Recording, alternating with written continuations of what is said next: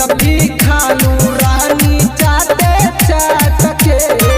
हमहू कुछ कही ता भागावा तारू डाट के तुलसीपुर में कुल्फी खालू रानी चाटे चाट के हमहू कुछ कही ता भागावा तारू डाट के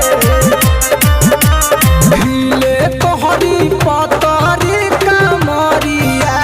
घूमे जालू गोंडा के बाजारिया करह से लड़वलू तू नजरिया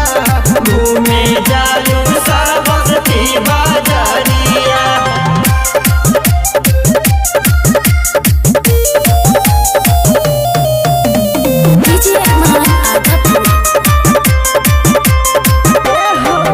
गई में पकड़ी गईलू रानी